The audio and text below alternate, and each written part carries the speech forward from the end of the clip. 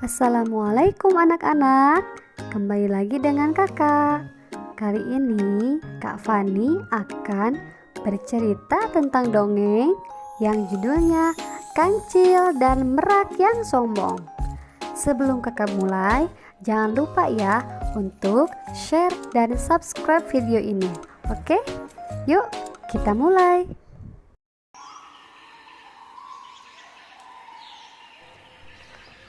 Di sebuah hutan yang rimba, hiduplah seekor burung merak bernama Mary. Ia memiliki bulu yang sangat lebat dan indah. Siapapun akan terpesona melihat keindahan bulunya itu. Tapi karena terlalu sering mendapat pujian, akhirnya Mary menjadi binatang yang sangat sombong. Lalu pada suatu pagi yang cerah, Mary berjalan mengelilingi hutan untuk mencari buah pepaya yang matang. Ketika bertemu dengan binatang lainnya, ia selalu menyombongkan ekornya itu. Kemudian, ia bertemu dengan satu ekor burung merpati yang sedang memakan biji bunga. Burung itu menyapa Mary yang berjalan di depannya. "Hai Mary, kau sedang mencari apa?" "Aku sedang mencari buah pepaya yang matang. Dari tadi aku tak menemukannya. Padahal aku sudah sangat kelaparan," ucap Mary. "Sepertinya kamu akan kesusahan mencari pepaya matang. Kalaupun ada, tampaknya jauh dari hutan ini. Bagaimana kalau kamu memakan biji bunga ini dulu untuk mengganjal perutmu?" tanya merpati baik-baik. Sayangnya, niat baik burung itu mendapat penolakan dari Mary. Dengan angkuhnya, ia berkata, "Mana mungkin aku memakan biji bunga itu? Nanti buluku yang indah ini bisa rontok. Bulu ini tak sebanding dengan bulumu yang hanya berwarna putih itu." Setelah berkata demikian, seekor merak angkuh ini pun meninggalkan merpati. Hati merpati sangat sedih sekali mendengar perkataan Mary yang teramat menyakiti hatinya. Ia tak menyangka ternyata ada binatang sejahat itu.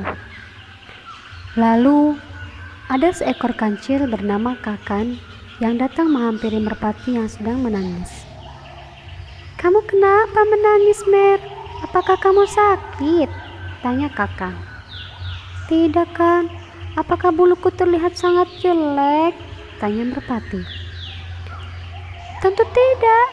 Kamu memiliki bulu yang putih dan halus bak kapas. Kamu tampak memukau. Sebenarnya apa yang terjadi?" tanya Kakan. Lalu merpati menceritakan semua kejadian yang menimpanya tadi. Ia mengatakan kalau Mary telah melukai hatinya. Mendengar cerita merpati, Kakan merasa kesal dan ingin memberi pelajaran pada Mary. Lalu Kakan pun berjalan menyusul Mary.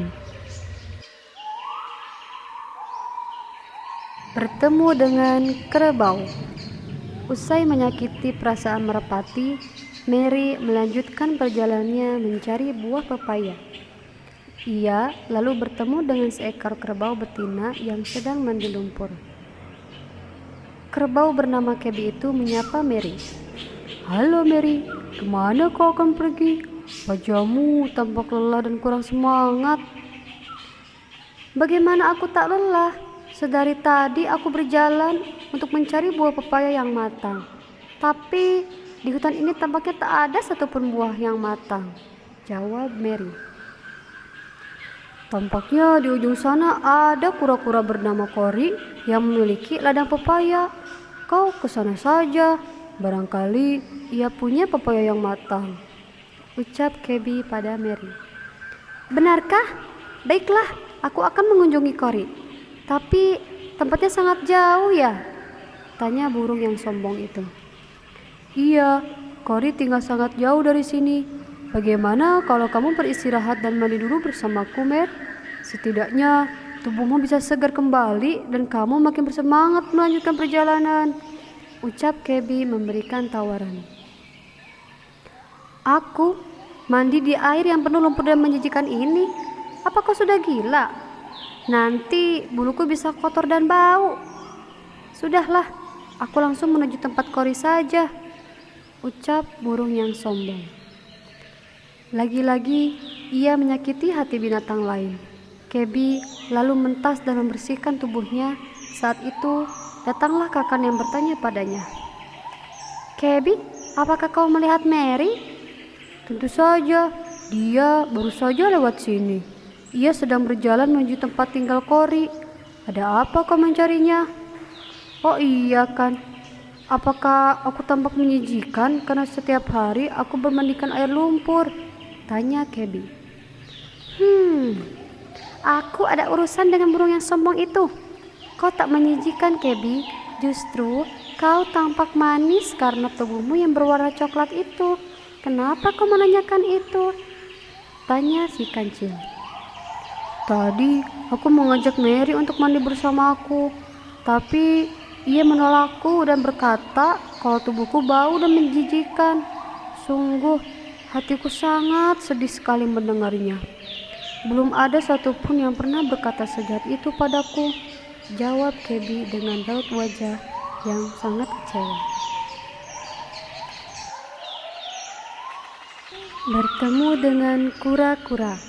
Setelah berjalan sekian lama, akhirnya Mary sampai juga di tempat Kori. Ia melihat kura-kura itu sedang menikmati pepaya yang matang dan nampak lezat. Tanpa basa-basi, Mary pun langsung menghampiri kura-kura itu dan meminta kepadanya, "Kori, apakah kau punya pepaya matang lagi? Aku lapar dan aku menginginkannya," tanya Mary. "Oh, hai Mary, aku tak punya pepaya matang lainnya. Hanya ini yang aku punya. Itu pun setengahnya sudah hampir membusuk. Kalau kamu mau, marilah makan buah ini bersama-sama," jawab Kori memberi penawaran. Sebenarnya Mary tak ingin makan bersama Kori. Ia tak bisa berbagi makan dengan binatang lain. Baginya hal ini sangatlah menjijikkan. Namun karena lapar, ia terpaksa makan bersama Kori. "Baiklah, Kori, aku akan makan bersamamu," jawab Mary sembari memakan pepaya ini. Lalu menyingkirkan bagian yang hampir membusuk ke dekat Kori. Mary tak ingin pepaya busuk itu mengenai bulunya yang indah. "Bagaimana Mary? Buah ini rasanya sangatlah manis, bukan? Kalau pepaya yang lain sudah matang, datanglah kemari. Aku akan memberimu beberapa buah," ucap Kori yang baik hati. Lalu tanpa sengaja Kori menginjak bagian buah yang hampir membusuk. Wajar saja, bagian itu sangat dekat dengan kaki Kori. Sialnya, buah pepaya yang hampir membusuk itu memuncratkan air sangat banyak dan mengenai bulu Mary. Mary berteriak histeris. "Ah, tidak! Kau telah mengotori buluku yang sangat indah ini, Kori. Kau sangat tega kepadaku." "Maafkan aku, Mer. Sungguh, aku tak sengaja melakukannya. Akan ku bantu membersihkan bulumu," ucap Kori merasa bersalah. "Tak usah, tanganmu akan membuat buluku semakin kotor.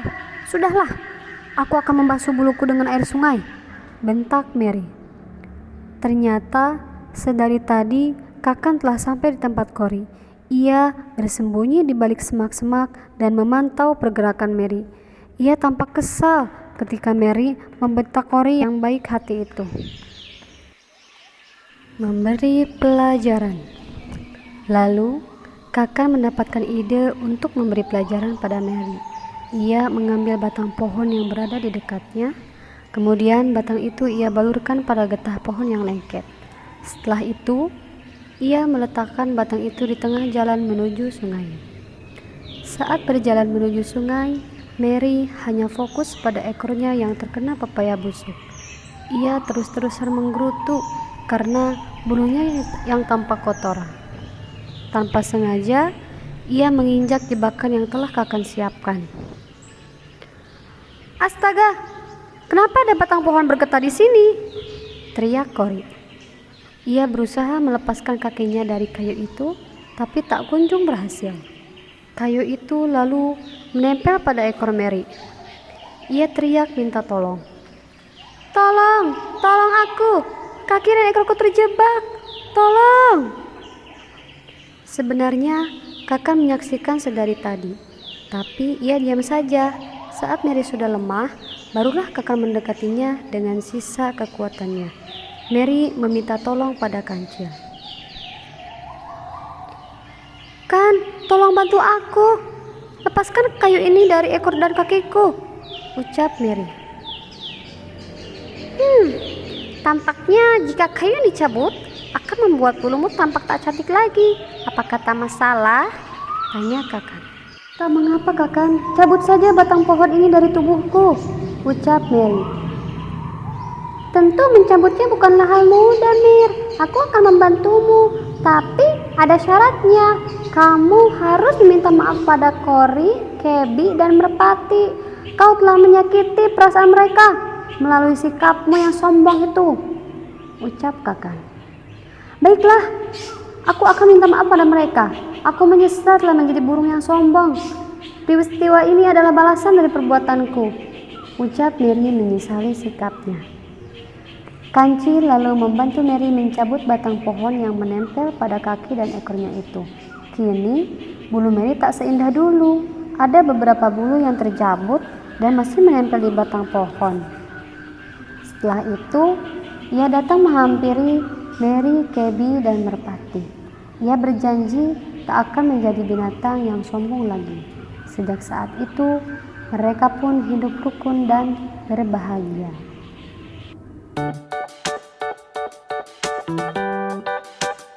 Itu dia anak-anak kisah ceritanya.